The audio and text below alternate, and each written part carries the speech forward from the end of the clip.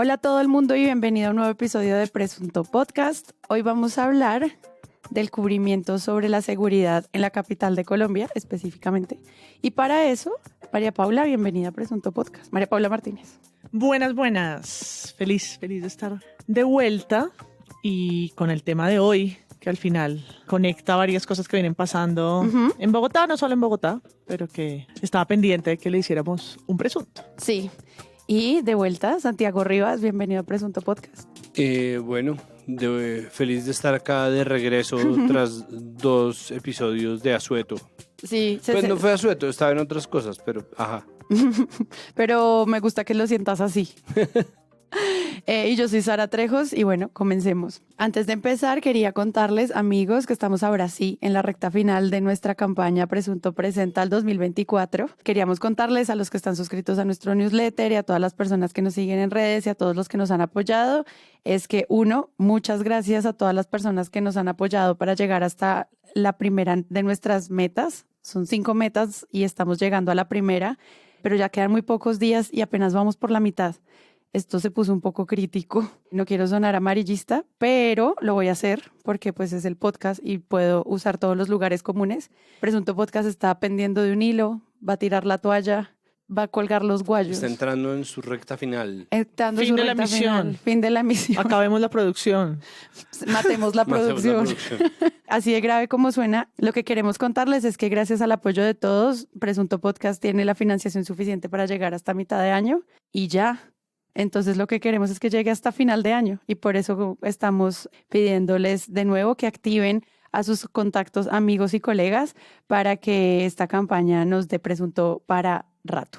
Sí, si no tienen cómo aportar, si no tienen plata, lo que sea, nos ayudan muchísimo compartiendo, ayudándonos, recomendando, conectándonos con alguien a quien ustedes saben que podríamos nosotros llegarle, a quien podríamos darle información útil y esa información pues es útil para nosotros, queda verdaderamente poco tiempo para pues hacer los aportes y pues estamos contando con la gente porque este es un proyecto que obviamente hemos hecho nosotros de todo corazón y con muchísimo gusto, pero pues también los proyectos llega una hora en que tienen que empezar a poderse hacer más que por la pura vocación.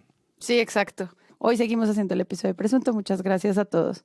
Muchas gracias a nuestro amigo Iván Ospina de El Barrio, el restaurante El Barrio, que hoy nos alimentó con una receta que sí está en la carta. Que es un pollo en una salsa verde de cilantro que tiene como lo crocante de los pistachos por encima y una cama de papas por debajo. Está muy rico. Vayan. Hay nueva carta de cócteles, hay nuevo menú en el 2024. Quería agregar una cosita más de la campaña antes de que ya empecemos el episodio y es que vamos a tener nuestra primera cena de producción, que es uno de los beneficios en uno de los niveles de donación. Gracias a las personas que ya se inscribieron, todavía quedan algunos poquitos cupos. Si usted quiere ir a preparar un episodio con nosotros, ayudarnos a escoger las noticias, a hacer los enfoques del episodio, encontrar los vacíos en las narrativas y además venir acá al estudio de Sillón Estudios a acompañarnos a grabar, está toda la explicación del nivel de donaciones en el que puede participar y los links de la inscripción, está todo allí en patreon.com y bueno, si tienen dudas solo es que nos escriban y nosotros con mucho gusto se las responderemos. Chévere armar los episodios con la gente. Santiago, rápidamente, ¿de qué no vamos a hablar hoy?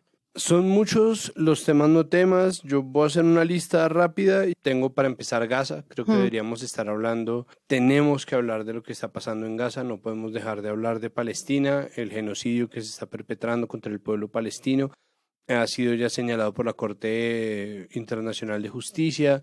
Es un caso que está en este momento corriendo. La petición de cese al fuego, que en este punto además es casi un eufemismo, el cese al fuego fue vetada por Estados Unidos, o sea, hay muchas cosas pasando y eso está marcando mucho de lo que ocurre en este planeta. Nosotros tendríamos que estar hablando de eso porque además el silencio, no total, pero sí general de los medios en Colombia está siendo pasmoso con respecto a esto.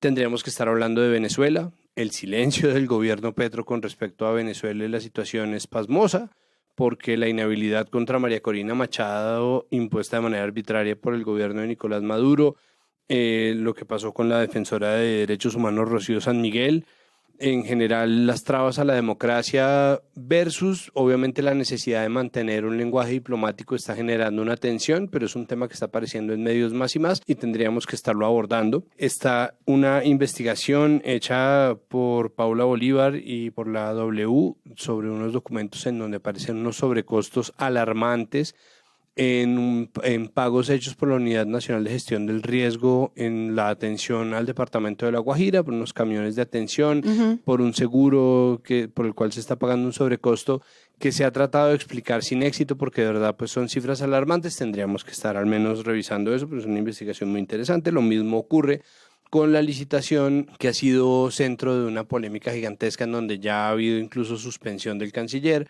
por la licitación para la creación de los pasaportes, que finalmente le fue firmada por el secretario general de Cancillería a Thomas Gregan Sons, después de que el gobierno Petro peleara contra esa licitación. Eso terminó en un episodio pues, que finalmente es vergonzoso del presidente despidiendo a un funcionario, a un servidor público vía Twitter, que Un obviamente... poco exagerado además. Sí, de una manera pues utilizando palabras como traición, ese tipo de cosas.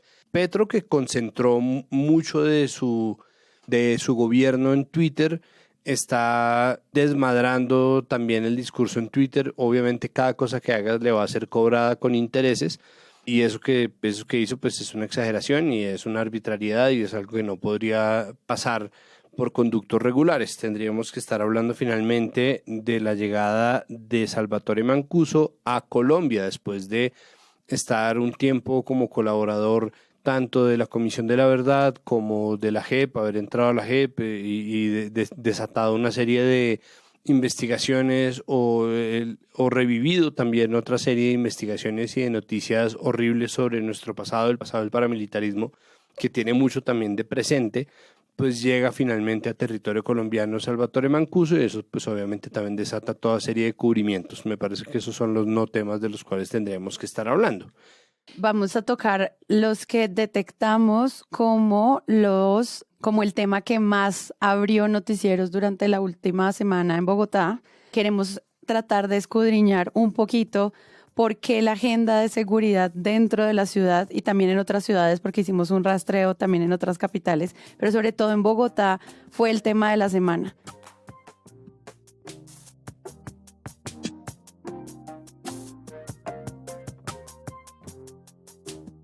La ola de violencia en Bogotá no da tregua. Atracos a plena luz del día, torturas y asesinatos, robos de celulares, ajusticiamientos entre bandas criminales y fleteos es lo que se vive a diario en la capital del país. Sin embargo, para las autoridades tanto distritales como nacionales... Atraco masivo. Esto ocurrió en el norte de Bogotá a un grupo de ciclistas. Resulta que sobre la carrera 11 con calle 121, un grupo de 5 ladrones esperaron el amanecer, la sombra y se abalanzaron violentamente contra estos biciusuarios y a uno de ellos lo tumbaron de su bicicleta a puños y le dispararon, pero no alcanzaron. Se recuperó una camioneta robada en Kennedy. En el mismo sector y casi a la misma hora se robaron otro vehículo. Observen a estos 3 ladrones que llegaron a pie hasta la vivienda del barrio Castilla para así agredir a su conductor, quitarle las llaves y robarse la camioneta marca Toyota Fortuner. Se le lanzaron de una vez a mi esposo. La inseguridad no da tregua en Bogotá. Un nuevo atraco masivo se presentó en un restaurante del norte de la capital. Nicolás Romero, muy buenas tardes. El manifestó malestar y preocupación por la situación de inseguridad que en este momento azota a Bogotá. Pero así como surgen críticas, también propuestas, como la del concejal Oscar Baos, que pide que se militarice la ciudad para devolverle la tranquilidad a los bogotanos. Si nosotros tuviésemos en medio de la creciente preocupación por la inseguridad, en las últimas horas el Partido Conservador radicó un proyecto que busca regular el porte y la tenencia de armas. El Congreso discutirá la iniciativa presentada por el representante Juan Carlos Wills, con la que se busca atender el aumento de los delitos en varias regiones del país. Apenas algunos casos a resaltar de violencia en estos últimos días. Los 4 muertos abandonados en una camioneta en el norte de la ciudad, los 3 hombres que fueron encontrados en una carreta luego de ser torturados y asesinados y los múltiples casos de baleados en barrios del sur de la ciudad. Básicamente por esto presenciar un hecho también muy lamentable que ocurrió en el Parque de la 93, esto hacia el norte de Bogotá. Un hombre murió durante un ataque de sicarios. En cámaras de seguridad quedó captada la última parte de este hecho sicarial. Aquí les estamos enseñando parte de lo que ocurrió, de ese hecho registrado. Después de estas noticias que se sienten como algo que está empezando a pasar, se crea una gran historia sobre la ola de inseguridad en Bogotá. ¿Esto qué significa en términos de desinformación para la gente? ¿Cómo informar sobre el orden público? ¿Cómo informar sobre la seguridad en la ciudad? ¿Cuáles son los retos para los periodistas y con qué se queda la gente después de informarse al respecto? Hablemos de percepción de inseguridad versus seguridad, estrategias, y vámonos por ahí a ver qué encontramos en este camino de la disertación de la crítica de medios. Yo creo que lo primero es ubicarnos en la sombrilla o en el universo simbólico de esto. El episodio pasado hablábamos de paz total, hablábamos de conflicto en las regiones y poníamos como un lente en los medios más locales que tenían esto en su radar.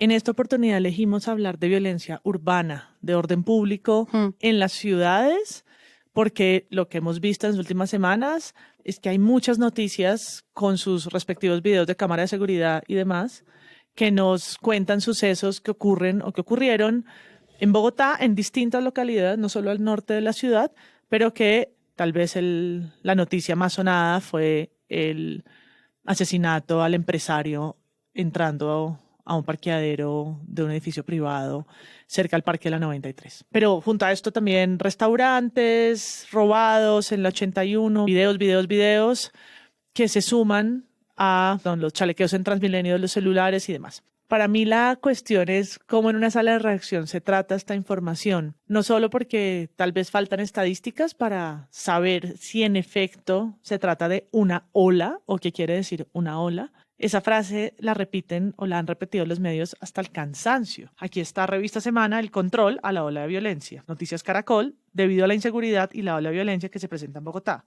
Apertura de El Tiempo, continúan los esfuerzos para frenar la ola de violencia. Robos, tiroteos y asesinatos se toman la capital. Noticias Univisión. Blue Radio, continúa la ola de violencia en Bogotá. Palabras más, palabras menos. Continúa, es atípica, realmente es extraordinaria, fuera de lo normal, lo que está pasando ahora y cómo medirlo. Porque al final, según las estadísticas, muere más de una persona al día de manera violenta en Bogotá. Eso dice la Secretaría de Seguridad en el 2022, en el 2023, y el 2024 se está comportando parecido. Y estoy hablando solo de homicidios por tener cifras, digamos, exactas. Pero no todas esas muertes, no todas esas 80 muertes al día, pues son sucesos noticiosos. No todas pasan por los medios. Sería muy loco que así fuera también. La agenda judicial, el periodismo rojo, pues está también en la base de eso que nos despierta tanto morbo, ¿no? Como Criminal Minds, CSI, como esas ganas que nos da de saber y entender por qué es que nos matamos entre nosotros, ¿no? Y que los lleva a hacerlo y un poco descubrir al Scooby-Doo, al malo del paseo. Entonces creo que es una agenda difícil, es una agenda que además en Bogotá ha estado muy presente, es la bandera de batalla de los candidatos a la alcaldía. Es decir, no hubo uno solo que no hablara sobre todo de seguridad. Seguridad y movilidad, salud, educación, con eso se mide. Sí, en Bogotá todos y todas hablamos de la seguridad, de la movilidad y del clima, ¿no? Son las tres cosas que más nos enferman, para bien o para mal. Entonces, alcalde que llegó hace exactamente 2 meses, ¿no? Estamos a finales de febrero, o principios del mes de marzo, van a escuchar esto exactamente el 1 de marzo, se ha posicionado el 1 de enero, Carlos Fernando Galán, y pues la pregunta es ¿qué va a hacer él para cambiar la situación o para mitigar una situación? Me llamó la atención una columna de opinión en Noticias RCN, donde es muy claro los pocos referentes que hay en políticas de buena seguridad. Como que si uno piensa en cultura ciudadana, uno va a la alcaldía de Mocos y dice, hubo unas buenas prácticas ahí. En seguridad pareciera que no hay referencias cercanas para decir, ¡ay, qué buena política de seguridad! Porque no es una de las características de Bogotá o de los gobiernos de Bogotá. Y esa columna que se llama Populismo en tiempos de inseguridad, creo que abre unas buenas preguntas sobre todo lo que en este momento de alta exposición mediática se se dan en las redes sociales y es un montón de opiniones sobre, pues entonces, mayor porte de armas, seguridad a las manos de la ciudadanía y de hecho lo dice en el Chapó. Si mejorar la seguridad solo dependiera de legalizar el porte de armas, ¿por qué no lo hacen en todo el mundo? Porque no funciona, ¿no? Y más abajo es incluso mucho más argumentado el cómo entiende que las fórmulas mágicas sobre la seguridad no existen. Sí, hay algo que me gusta de las varias tesis que planteaste ahorita en este inicio y una de esas tiene que ver como con este gran choque de posiciones. Por un lado, estamos ampliando el miedo que existe en las calles y la percepción de inseguridad, y por el otro, cuando haces eso, acudes a una fuente oficial y la fuente oficial te dice no hay tal. ¿Cómo se crean historias cuando ambas son tan contradictorias? Creo que eso es parte de lo que vivimos en la manera en la que nos informamos en estos días. El asunto de la seguridad nosotros lo hemos tratado muchas veces acá. Tuvimos un episodio con un editor del Colombiano que fue muy interesante, que grabamos en pandemia.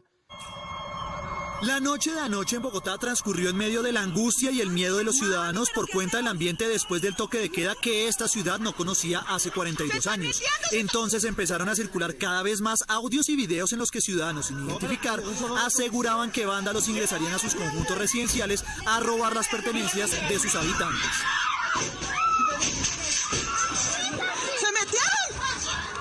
¡Se metieron, marica! ¡Se están metiendo!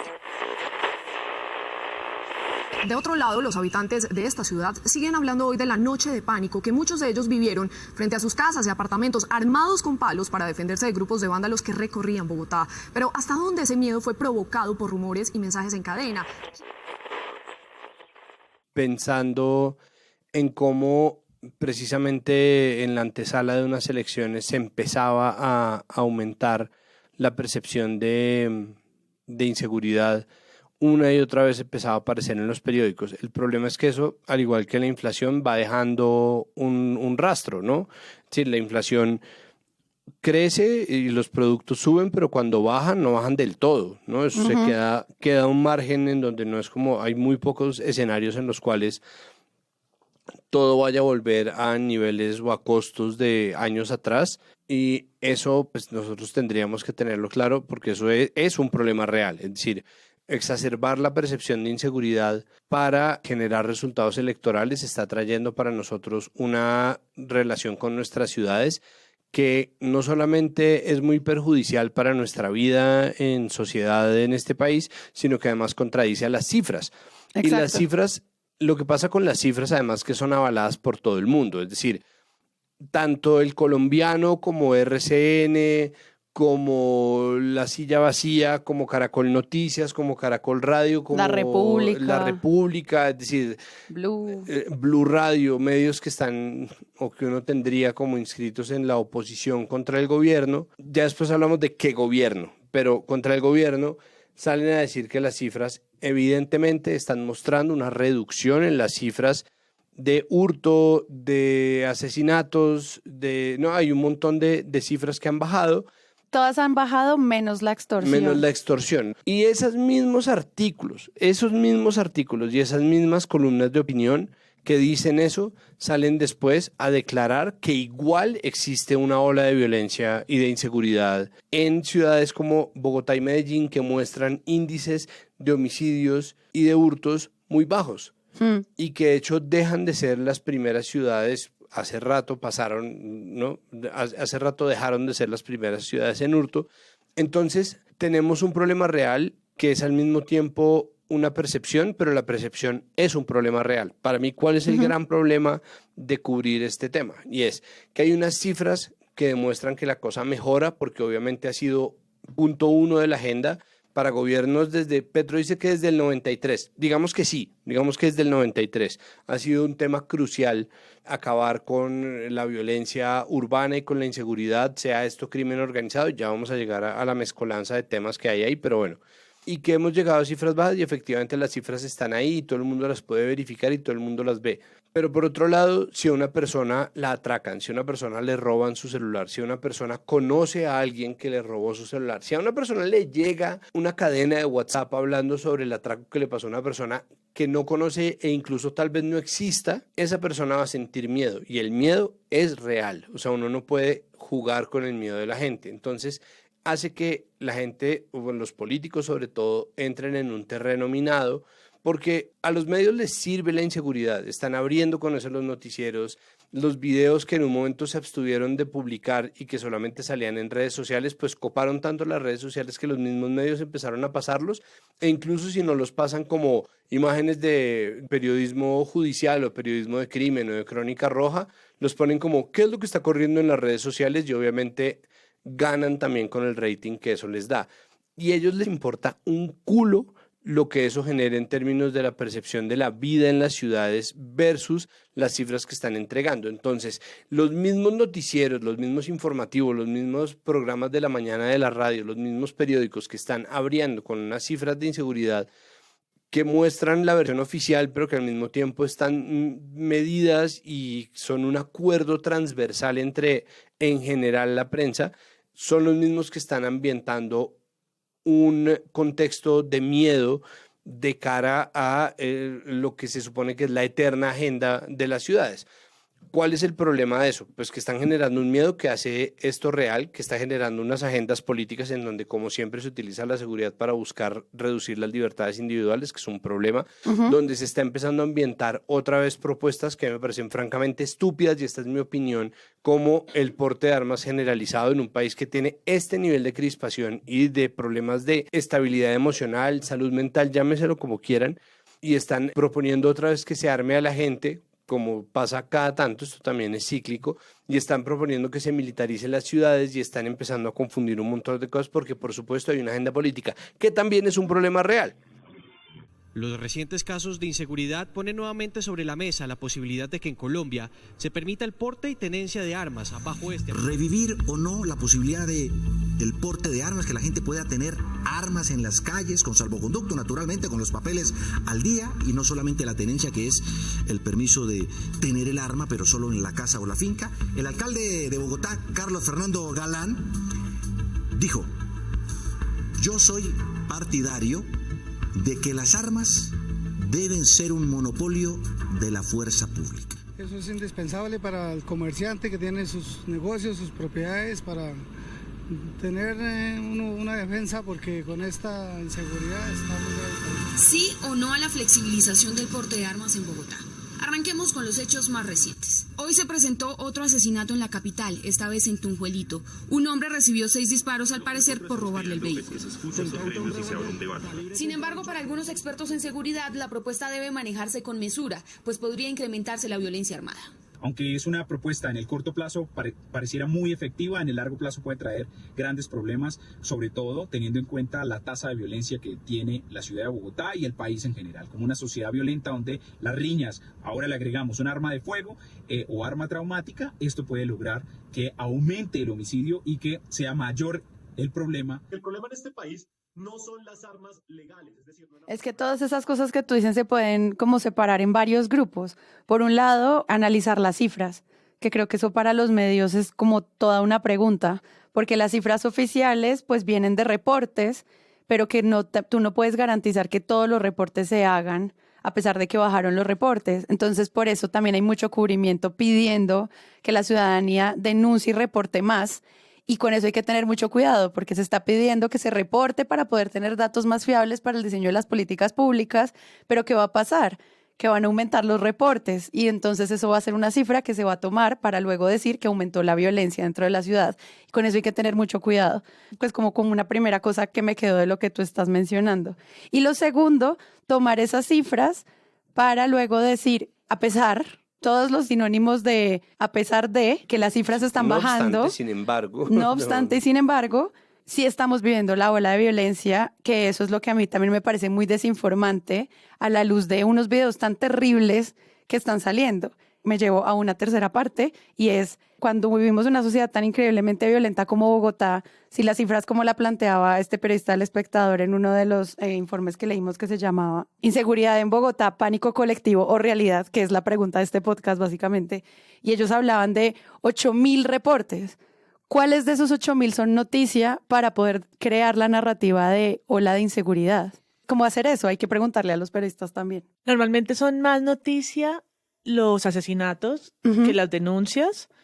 En el caso de los robos sí, pues porque son denuncias al robo que pasó. O las no denuncias porque hay mucha gente pues, que no lo hace por distintas razones.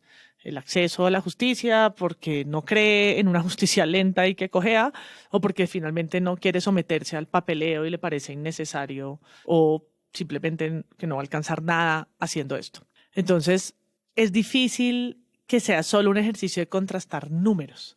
No solo porque sea frío, que lo es un poco, sino porque creo que las cifras también son una manera de mentir. Uno de los secretarios de seguridad del gobierno de Claudia López fue un estadista.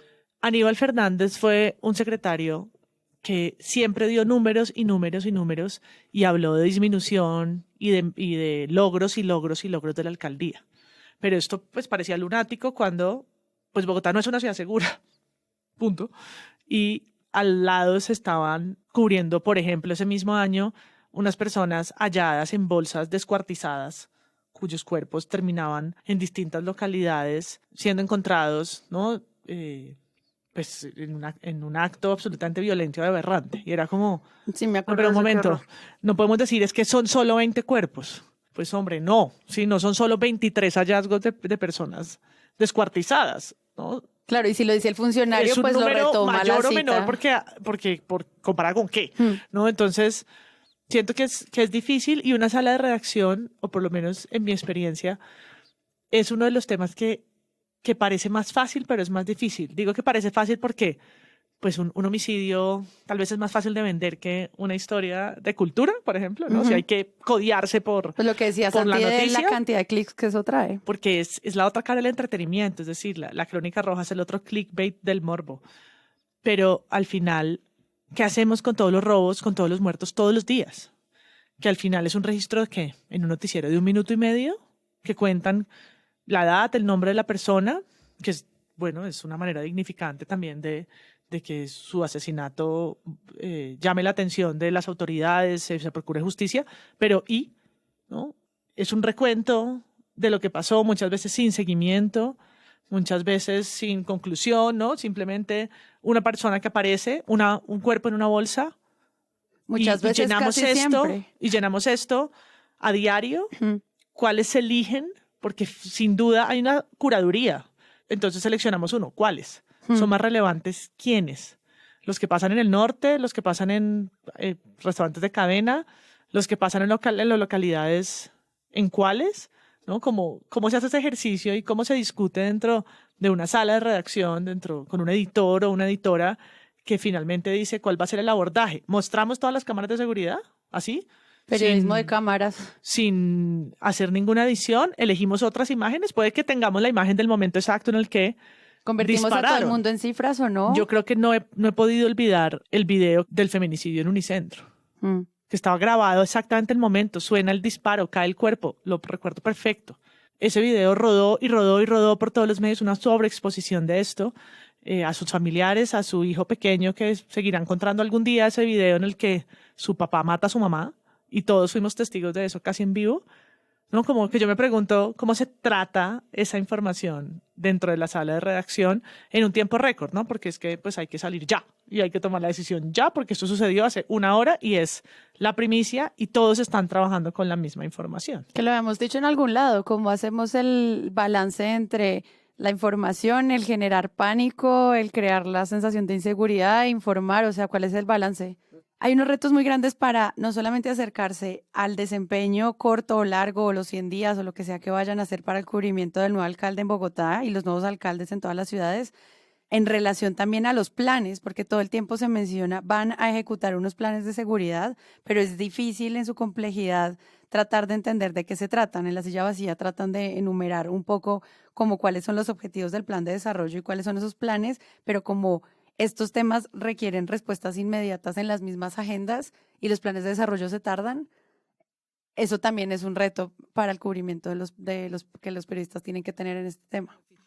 Lo que sí es claro es que el tema de seguridad va a quedar en el plan de desarrollo que todavía está haciéndose. Ok, pero ¿qué hay hasta ahora entonces? Lo que sí hay es un plan de seguridad que lo lanzó en enero el alcalde. Tiene 21 acciones puntuales, 15 de las cuales son preventivas, como campañas, uso de inteligencia, lo normal, y las otras 6 son operacionales. Entre esas están, ojo al nombre, patrullas gourmet. Policía Metropolitana de Bogotá, patrulla gourmet, ¿qué le puedo servir?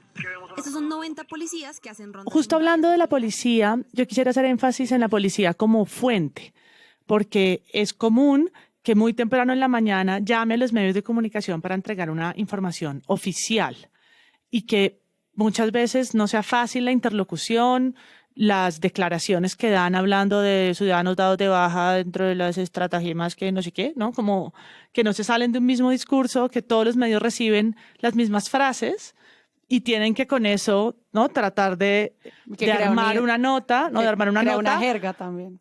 Con una jerga horrorosa, pero pues que es una información oficial, pero que muchas veces deja por fuera los sucesos, ¿no? Que estos mismos periodistas están cubriendo. Pues es que además volvemos al asunto con el periodismo, entre comillas, ciudadano o el registro ciudadano, y es como la policía no puede salir a acusar a nadie o a declarar culpable a nadie que no haya pasado por un proceso, porque el debido proceso es un derecho humano. Y una persona incluso a la que tengan con evidencia incriminante en un video está amparado por ese derecho y es un problema. Obviamente se le presentan cargos, puede de oficio hacérsele la acusación y si el sistema judicial en Colombia funcionara, pues podría condenársele, ¿no? Y ahí como que se surtiría un poco el proceso completo. Pero pues la policía no puede hacerlo y frente a lo que solía ser una fuente oficial eficaz que al final termina no diciendo nada, esa sensación de nada aumenta cuando uno tiene el video y al mismo tiempo el policía diciendo, no, pues sabemos que un humano fue abordado de forma intempestiva por 3 otros individuos que con arma blanca o con arma de fuego atentaron contra su vida, lo cual le produjo la muerte horas después del siniestro. Y uno, ¿qué? Es decir, pero si aquí tengo el video de este man. Y eso contraviene completamente, la naturaleza de unos y otros choca directamente por cuenta de la capacidad de registro que nosotros tenemos y una vez más nos vemos frente a un oficio periodístico y un oficio mediático que tiene que resolver problemas de ya con herramientas y conceptos de antier, ¿no? Y ese es un problema. Y sobre eso nos contestó Miguel Ángel Cruz, que es periodista de noticias de RCN. Invitamos a varias voces a que nos ayudaran a entender esta perspectiva, sobre todo quienes día a día están cubriendo para muchas emisiones, que conocen esta ciudad, tienen experiencia, llevan años cubriendo estos sucesos y que han visto además más de una vez declaraciones de seguridad donde dice que hay una ola de violencia, han visto más de una vez que están al alza los homicidios o que las cifras están mejor y Bogotá es una ciudad más segura, así como promesas en distintos gobiernos. Esto dijo Miguel Ángel. Cuando cubres Bogotá, conoces realidades y lo más complejo de eso es conocer que en cada una de esas realidades hay historias de dolor, de afectados, de personas pidiendo ayuda, o simplemente uno se encuentra con personas de corazón frío que roban, que matan sin remordimiento, que no les importa lo que el otro pueda sentir. A veces todo esto por cosas tan insignificantes como un celular. Conocer que en Bogotá pasan cosas tan crudas como feminicidios que se podían evitar o enfrentamientos entre bandas que a veces incluye hasta torturas. Manejar toda esa carga de maldad y convertirla en información sin duda es muy difícil. Y pues que todo ocurre prácticamente al tiempo, eso es lo complejo. Es que para mí el problema es que no hay balance posible porque, por ejemplo, si sale el secretario de Seguridad de Bogotá a decir, ay, pero son solo 20 cuerpos, ¿no? o si sale alguien en un noticiario, entonces ponen, no, estas son las imágenes en las cuales 2 personas armadas asesinan a un joven de 17 años que estaba sentado muy tranquilamente en un bus de Transmilenio. y después sale el presentador a decir, sin embargo, la alcaldía nos presenta cifras en las cuales el homicidio ha bajado 15%. Nadie se va a quedar con eso. Nadie nunca jamás se va a quedar con como, bueno, pero al menos un 13% bajó. Pero entonces es la pregunta, bueno, ¿pueden publicar o no pueden publicar? La responsabilidad individual termina cediendo muchas veces a la posibilidad del medio de ganar un oyente más, un televidente más, un cibernauta más. Es decir, la audiencia que esto genera, el estallido en términos de números que esto genera es muy tentador, y esto es una distinción que nosotros hemos hecho muchas veces y que vale la pena siempre hacer, y es: los medios y los periodistas no son lo mismo. Los medios y los periodistas no son iguales. Muchas veces los medios toman sus decisiones de una manera muy distinta como las toma una persona que tiene que tomar la decisión de qué cubrir o no, pero al mismo tiempo, ¿es noticia o no es noticia que pasen estas vainas? Claro que es noticia, ¿no? Claro que es noticia y es de interés público, pero al mismo tiempo es de interés público, ¿cómo? Porque es que, pues, miren por ejemplo los casos que nosotros hemos citado. La balacera del 21 de febrero es un asesinato, es decir, es sicariato, ¿no? Esto es un acto sicarial que está dirigido contra esta persona. Los cuerpos en bolsas son normalmente venganzas de redes de microtráfico y bandas que están haciendo violencia entre ellos. Con una carga simbólica, etc. Exacto. El feminicidio es un problema sistémico, pero es un problema sistémico de violencia basada en género contra las mujeres. Es muy difícil contradecir a una persona que siente miedo cuando pasan estas cosas.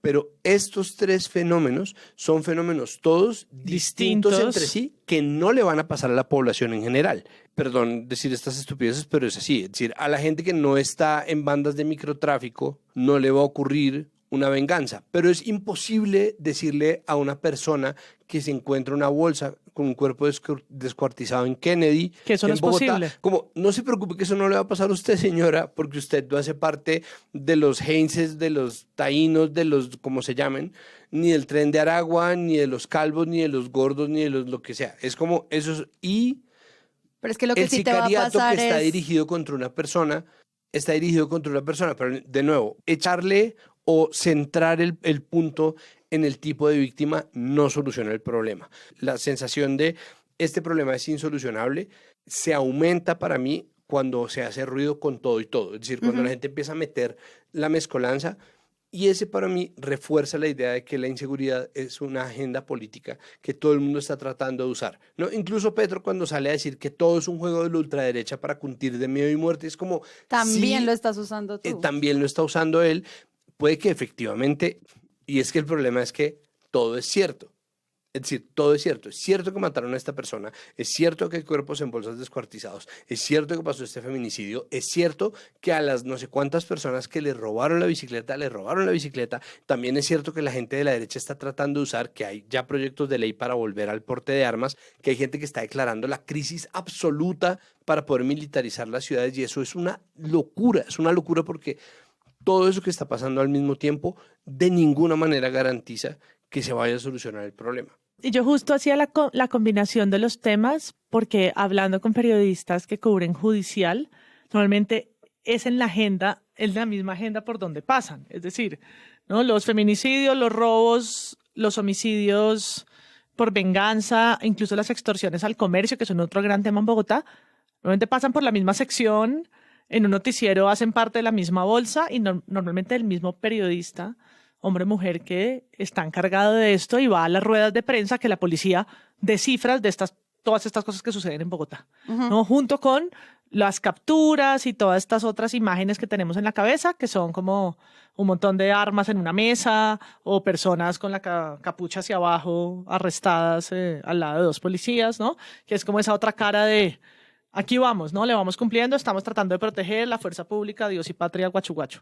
Que también es un cubrimiento de eso, o sea, de indicadores de éxito. Claro, y la policía constantemente está entregando esta información a los medios para que, ¿no?, un poco sopese o sea la contracara de este otro lado, que normalmente está combinado. Por eso lo traía yo de manera, digamos, desordenada. Pero precisamente para tener un poco más de perspectiva sobre este tema, le preguntamos a algunos periodistas de salas de redacción, en Bogotá en particular, pues cuáles eran los retos o cuáles son los retos más grandes cuando se genera un poco este círculo en el que hay más noticias de inseguridad, luego llegan a las portadas más y más robos, ¿no? Y ellos y ellas ven que pues en este momento hay una tensión en particular sobre su agenda. Andrés Zapata, que es el que lo hace para Canal Capital, el que cubre seguridad y orden público, aquí cuenta un poco cómo es el flujo de información entre cubrir, informar, mostrar y esas suerte de fronteras del amarillismo dentro de su propia agenda. Hola, presunto. Pues yo creo que lo más difícil en la actualidad de la agenda de seguridad son varios factores. El primero es todo este material audiovisual que los ciudadanos, que la comunidad está grabando a la hora de que se cometen algunos hechos de sicariatos, de homicidios, de robos, pues también le están afectando. Pero desde el periodismo, pues uno recibe este material, pero también hay que tener pinzas o tacto a la hora de publicarlo, porque en el mundo digital lo que hoy en día sirve y para dar como más audiencia y ganar más audiencia, pues es estos videos que son muy amarillistas. Sin embargo, en el medio en el que trabajo, pues evitamos eso, evitamos mostrar esos videos, esos hechos así como muy explícitos, precisamente para evitar el amarillismo y evitar pues que se cree otra percepción de inseguridad más grande de la que hay, porque a la hora de que un televidente vea un video de un sicariato o de un robo, pues se va a llenar mucho más de miedo. Y por otro lado, a la hora pues de vender los temas en consejos de redacción, pues también se convierte en complejidades, porque digamos que hay unos medios que sí les sirve todos estos videos o todos estos hechos, mientras que otros, aunque es una realidad que está sucediendo en Bogotá, otros pues están cambiando esta agenda mediática de inseguridad a otras cosas, a investigaciones, a datos, a temas que también pues pueden ser muy útiles para la ciudadanía. Y finalmente creo que debe haber unas nuevas estrategias de cómo se está planteando la seguridad en Bogotá, porque yo como periodista me hago varias preguntas. La primera es de dónde están sacando las armas con las cuales están cometiendo los sicariatos y los robos.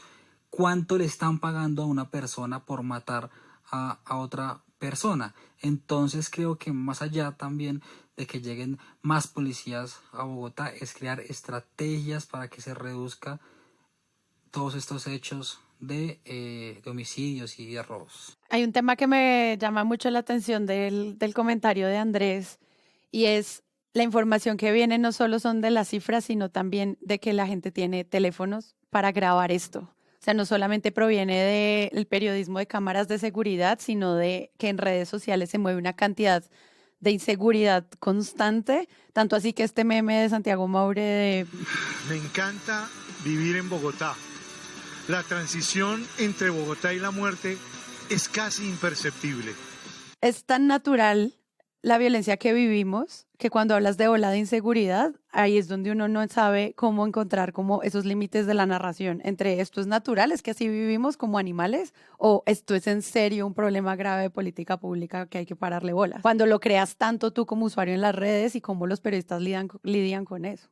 Pues eso me recuerda una cosa que es que creo que este es el punto más difícil en una idea que planteaba una de nuestras oyentes, espero que todavía sea una de nuestras oyentes, Adriana Rudling, que puso en un tuit algo que me parece que es clave. Ella puso: desconfío de la gente que propone soluciones individuales a problemas estructurales. Estoy parafraseando, no estoy citando exactamente. Es decir, eso es, en general, es cierto. Primero, es cierto, es decir, es estructural y la gente no puede pararlo, pero al mismo tiempo las reacciones de la gente y las grabaciones de la gente se vuelven un problema estructural también. Claro. Y el hecho de que los medios terminen replicándolos son un problema estructural. Y decirle a la gente como, no los veas, míralos críticamente, pero las cifras, ¿no? Entonces estamos metidos en una bola de nieve que solamente crece porque de nuevo, se necesita desde muchas instancias del poder coger las agendas que ya existen porque son imparables, ¿no? Entonces, de nuevo, todo el mundo está metido en eso mismo. Todo el mundo está metido en el negocio de hacer crecer esa agenda y ese es uno de los principales asuntos. Porque, de nuevo, no se puede campaña como Caracol, en esta Navidad te invita a no publicar videos de atracos, la percepción de la violencia. Nadie va a hacer eso. Eso me lo acabo de inventar yo y nadie lo va a hacer. Nadie va a decir como deja de mostrar videos de atracos y linchamientos, porque Si te roban el celular, solo cuéntaselo a la policía, no se lo cuentes a tus amigos porque se van a asustar mucho. Y no hagas la crónica en Twitter, ¿no? Como que es otra de las maneras en las que aparece, ¿no? La o gente cadenas de WhatsApp. No, te inventes cadenas de WhatsApp. No va a pasar que la gente pare de hacerlo. O sea, Pero no. yo sí creo que hay una pregunta válida en las formas, y esto lo digo como por experiencia propia, decir, ok, en las redes está un video sobre lo que sucedió en una calle y aparecen dos personas y roban a alguien de manera violenta y el video está 100, 200, 5.000, 10.000 veces. Listo. ¿Qué vamos a hacer para la nota del noticiero? No, vamos a agarrar el video otra vez. Ok, ¿y qué va? Porque el video ya no es inédito, ¿no? Ya no es el siglo XX donde vamos a Sí, no es mostrarles una por chiva primera o vez. No es una pilas. chiva. Ese video ya estamos cansados de verlos. Ahora, en el noticiero probablemente te ponerle un blur a ciertas cosas en algunos casos, ¿no? Que en redes sociales sale como sin censura y ya toca usar la versión además menos morbosa de ese video. ¿Y qué más vamos a decir? Vamos a decir lo que la gente está viendo, ¿no? Es como, sucedió un robo, que esto, de nuevo, ya todo el mundo lo sabe. Entonces, ¿qué más podemos hacer? ¿Cómo crear como mapas de sentido sobre esto una vez se trasciende el mero cubrimiento? Porque si no es solamente registro de algo que las redes tienen tal vez en su peor versión, pero sobre todo en una versión ya repetida. Entonces yo creo que las salas de redacción hoy sí dicen, bueno, ¿no? A veces la gente tiene más videos de los que tiene el noticiero. Digo, la gente En su celular, cuando le Instagram, llega, sí. ajá, que ya ha hecho, ya el algoritmo ha creado flujos de esta información, de estas imágenes de fuente abierta, código abierto, donde uno puede encontrar entonces, ¿no? 7 perspectivas distintas del robo, de un robo o de un suceso en la calle. La policía no entrega nada oficial porque no puede todavía. Hay una información que está como asegurada. Entonces, pues a las salas de redacción también les cuesta no sacar esto porque la gente está esperando tal vez ver de nuevo el video, pero en la pantalla de la televisión, porque no todo el mundo está en redes, pero quedarse solo en la reproducción de esta imagen parece que no es suficiente. De hecho, creo que pues se lo preguntan constantemente los editores, ¿no? El pánico, el amarillismo, el video sí, el video no. En 1 minuto y medio, hágale. O en una noticia que abre la sección de seguridad en el periódico. En un tuit, ¿no? Como, ¿cómo hacemos? ¿Cuál es la forma, el lenguaje para hablar de esto? Y sobre eso nos contestó Angie Telles, que es periodista de City TV, que cubre también la agenda de orden público y quiso compartir un poco su impresión. Bueno, yo creo que lo más difícil de cubrir esta agenda de orden público en Bogotá tiene 2 aspectos importantes. El primero, lo más difícil, es el lenguaje que se utiliza para contar una historia. Una balacera, una persona que perdió la vida, un atraco violento, porque el lenguaje que se utilice es el que finalmente le va a llegar a los ciudadanos y hay que tener mucha táctica para poderle hablar a los televidentes de manera que ellos estén informados, pero también de que no se alarmen por lo que esté pasando. Entonces creo que ese es un aspecto muy importante y es uno de los puntos más difíciles, hablar con mucha precaución ante los televidentes para informar, pero asimismo tener respeto por las familias que acaban de perder un ser querido y también de las personas que acaban de vivir un episodio terrorífico como un atraco violento. ahí está, un político no puede salir a decirle a una familia que está en el shock de haber sido víctima como tranqui.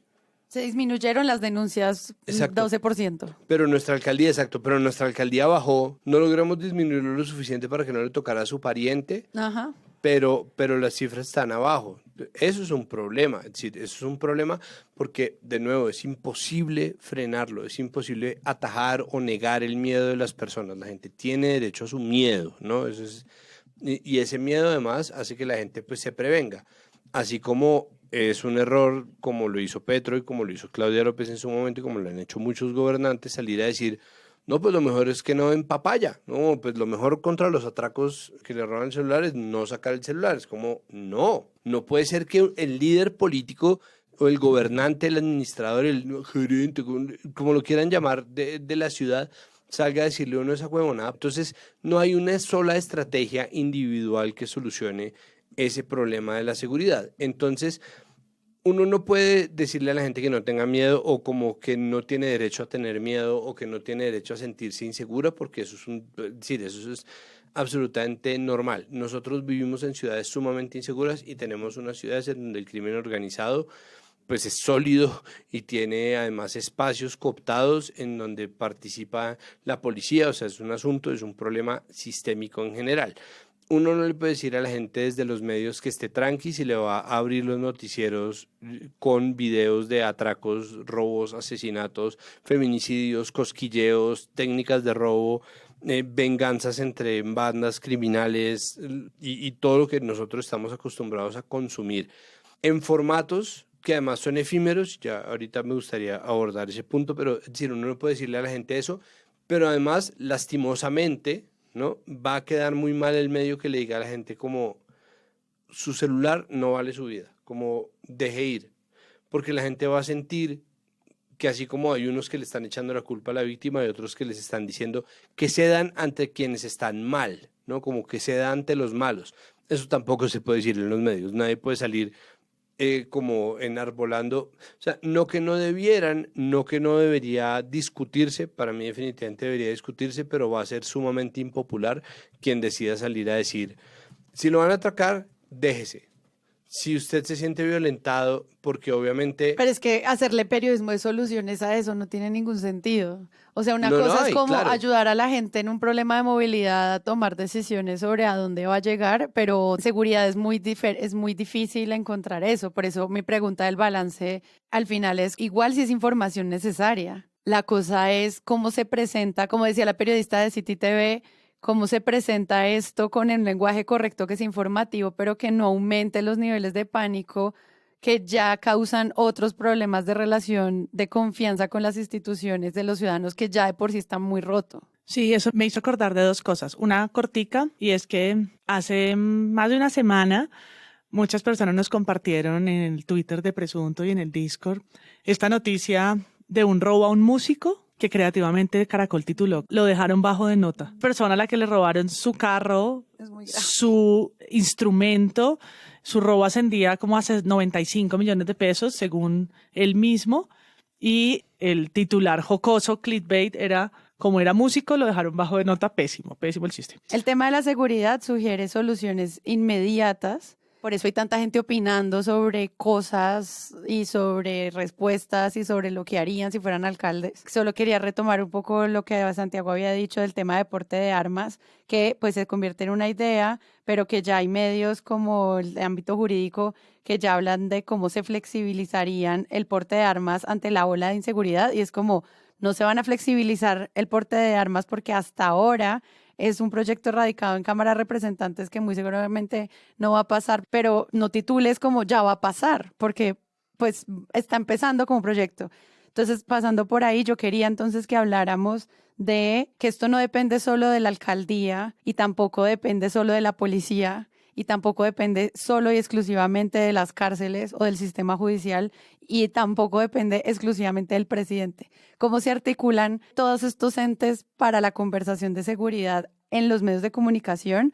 Porque pues al final siento que si uno pudiera hacerse como un mapa más claro, podría tomar decisiones mejor como ciudadano con la información que recibe.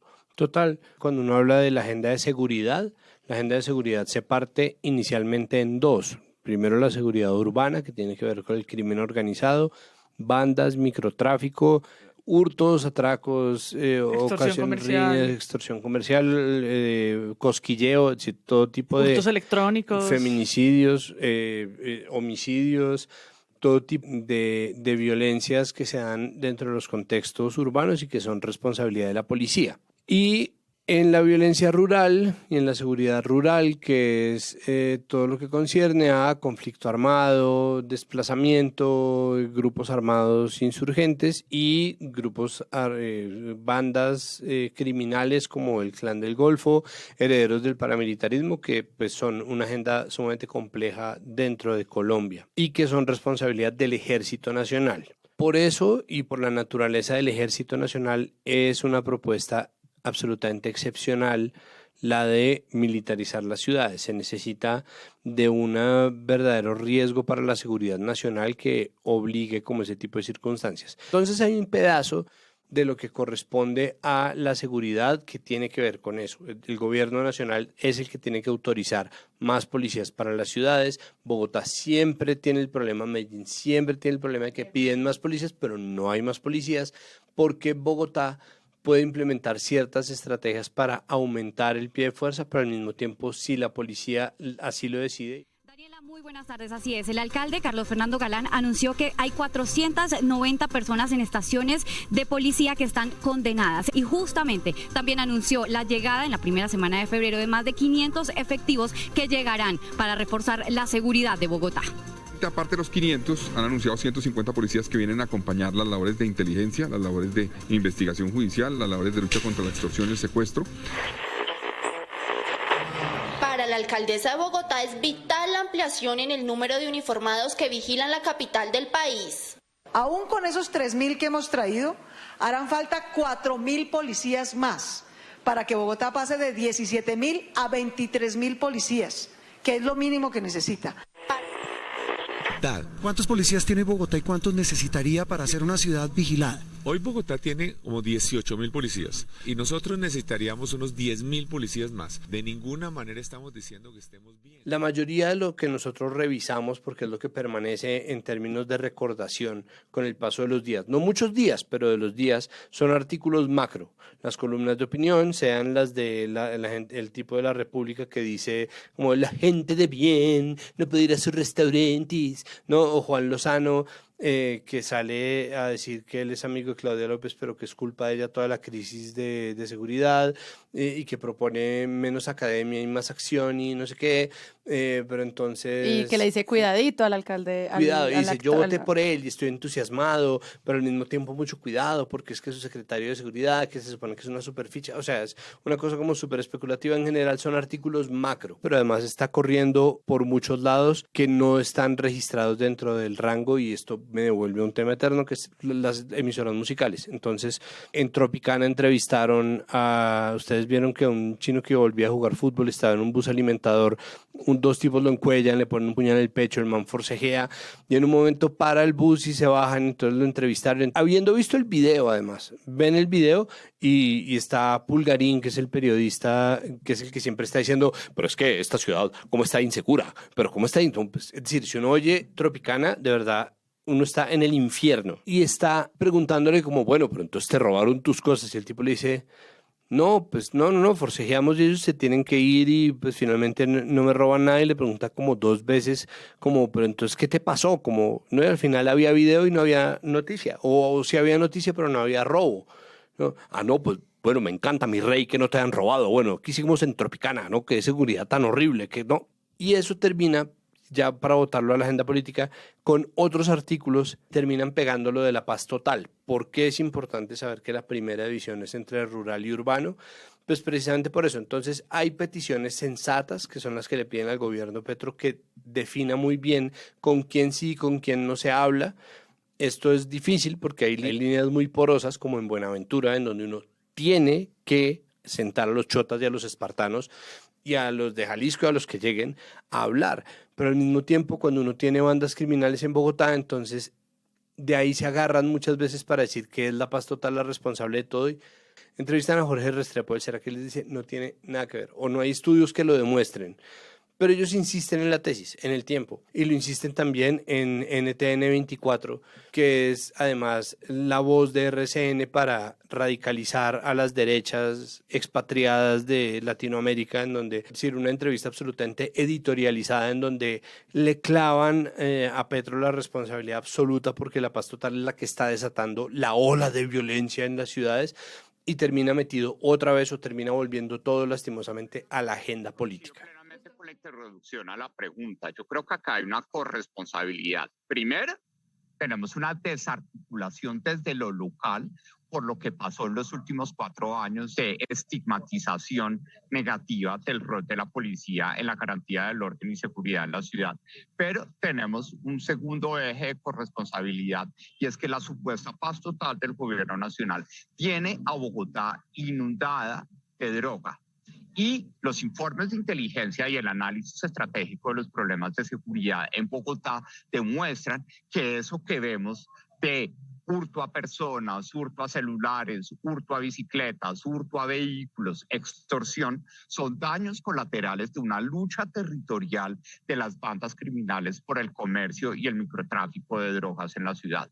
Entonces aquí hay una corresponsabilidad clara porque el gobierno con su supuesta paz total está siendo supremamente laxo frente a la comercialización de drogas ilícitas en las ciudades particularmente, pero en segundo lugar no es... En semana pues toman la noticia en la que los concejales de Bogotá le envían una carta al presidente Petro pidiéndole, dice el titular, que no minimice la inseguridad de Bogotá, que es lo que estábamos hablando, como qué es definir la inseguridad en Bogotá en términos de los políticos, y lo otro es que no imponga su paz total, que usar esas palabras a la luz del episodio anterior en el que estábamos tratando de entender como el conflicto nacional, pensar en decir imponga su paz total como un eufemismo para su guerra regada por el país, es algo que vuelve y desinforma también, sobre todo por la relación que el Consejo de Bogotá tiene con su alcalde primero, antes que con su presidente, que creo que es una pregunta que los periodistas podrían ayudarnos a entender, porque esta carta va directamente a la presidencia y no a la nueva alcaldía, que creo que ahí es donde realmente está la noticia. Entonces, me interesa mucho eso que dijiste de la ruralidad y como la mezcla de lo que significa como la seguridad urbana con todas sus aristas. Una alcaldía que a sus 58 días de estar posesionada anunció nuevos policías, 800, habló de drones y helicópteros. Nada de eso se ha todavía materializado. Y muchas cámaras, sí. Y cámaras de seguridad, sí. Será esperar para entender eso qué significa en términos del cubrimiento y el acceso a cierta información y al registro que hemos hablado, pero sobre todo porque ya varios sectores le estaban un poco exigiendo, y lo dice Juan Lozano en su columna, exigiendo al alcalde Galán una postura más fuerte, una ruta de acción, ¿no? Que si bien se había entendido la urgencia de los incendios, también un asunto médico que lo tuvo por fuera en una incapacidad varios días, pues un discurso sobre la seguridad y las acciones que iba a tomar era necesario. Y esto desencadenó en algo que no alcanzamos a tratar hoy a profundidad, y es que Vicky Dávila, directora de Semana, habla de una herencia, de la peor herencia que recibió esta alcaldía, de la inseguridad, refiriéndose a un fracaso de política pública de Claudia López. Y ese mensaje lo contesta Claudia López con mucha vehemencia.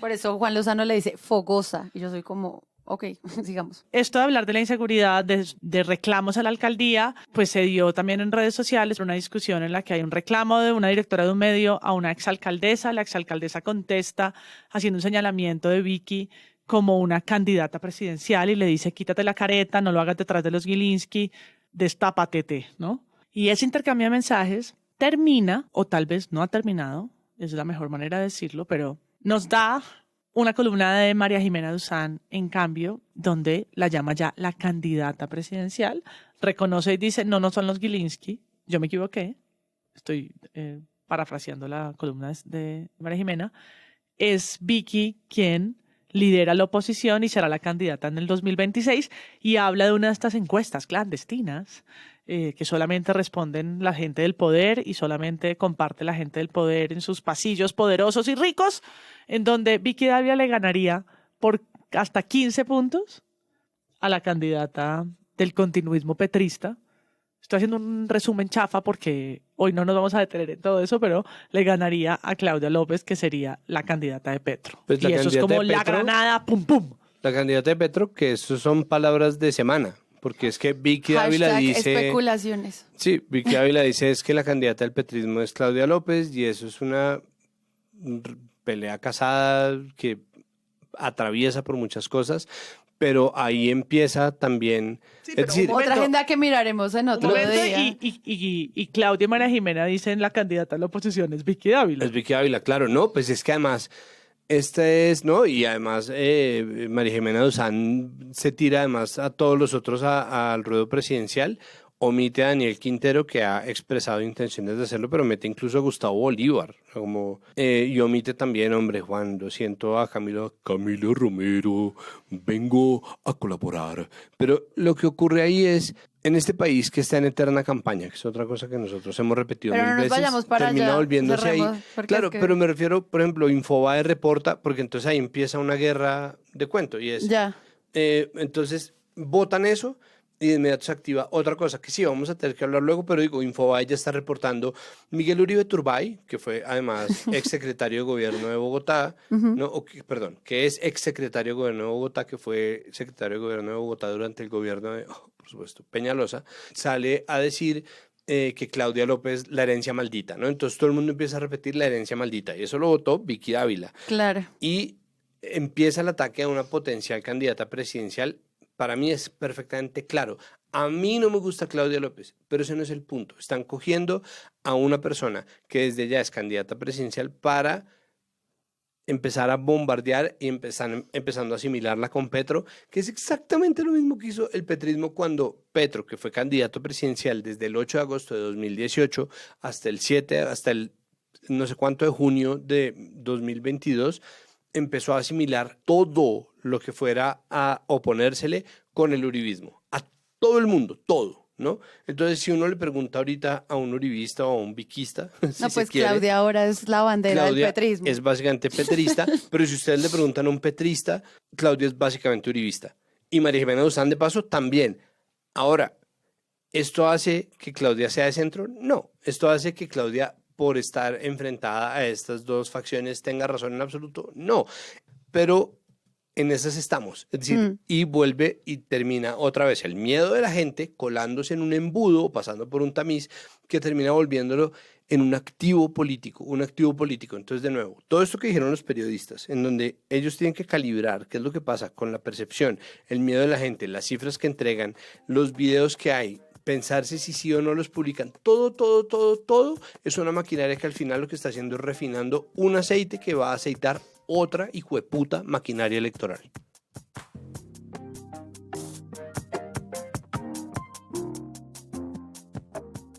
Gente, si les gustó este episodio y además quieren apoyar este podcast, los invitamos a que lo compartan en todas sus redes sociales. Además, entren a presunto.com/donaciones y hagan parte de nuestra campaña. Vamos avanzando en cada uno de los episodios.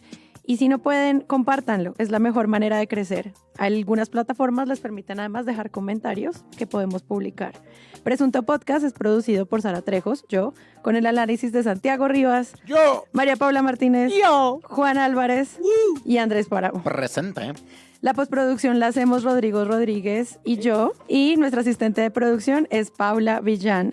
Desde Sillón Estudios, Jennifer Abaunza coordina toda la producción de donaciones. Si ustedes quieren hacer parte, con su ayuda podremos financiar este proyecto en la meta inicial, pero también en todos los sueños que tenemos para 2024. Al mismo tiempo, en esa página pueden encontrar el link a nuestro ingreso a Discord. Es un botón muy grande que dice Únete, es fácil encontrarlo. También pueden escucharnos en nuestro canal de YouTube y en todas las plataformas de podcast. Presunto Podcast es un proyecto producido en Sillón Estudios, una red de podcast independientes donde además pueden encontrar otros shows. Gracias a ustedes por escucharnos y la próxima semana esperen un nuevo episodio.